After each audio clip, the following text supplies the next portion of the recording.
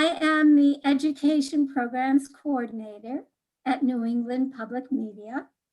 New England Public Media may be a little less familiar to some of our audience than WGBY Public Television.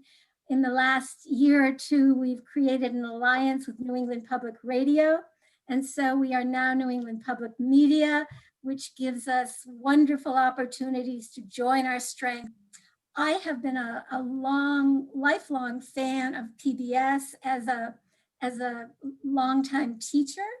I used PBS Resources in my classroom, but I never knew all of the curriculum and resources that were available pre-K through 12, and a lot of that has evolved over the years. And while I think a lot of early educators and families know, recognize, and respect PBS and PBS Kids, we want them to know about the multitude of resources.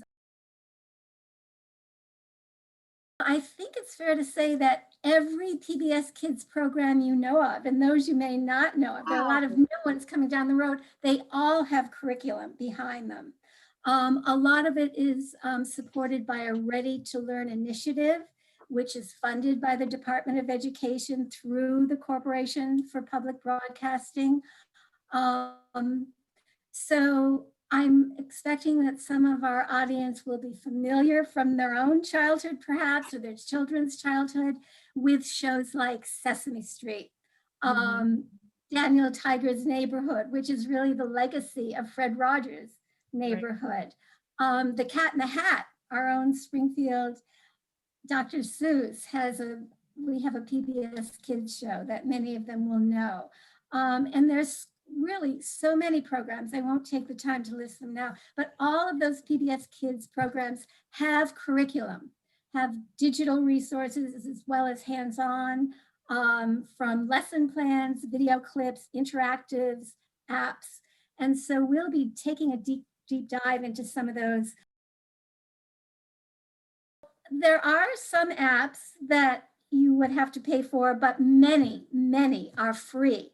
Oh, awesome. As is this digital platform called PBS Learning Media. It's literally got thousands of resources for pre-K through 12 educators, all free. We'll be exploring the site. Teachers will have the opportunity to do some hands-on engagement and interact with each other based on the site. I looked at the conferences lists that we could draw from for content. I could virtually pull from all of those, the anti-bias teaching, the SEL learning. We'll take a whole look at that. There are entire collections of the programs on PBS Learning Media. So when you go to Daniel Tiger, you will find videos, you will find lesson plans. And many of these programs do, as I said, have them in Spanish. So we're very excited about that. And it crosses all of the content areas. I'll show educators how certain programs focus more on literacy or on math or on social and emotional learning. So they can really focus on what they're looking for, math, the arts. So there's really a lot there that we can share.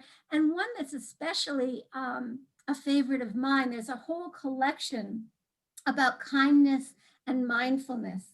And so we're gonna look into those resources a little bit and perhaps even have a chance to talk about them. I do wanna give teachers an opportunity, if at all possible, to engage with each other. 2 hours is a great amount of time to do a number of things, from sharing our resources to having some fun hands-on activities and engagement as well.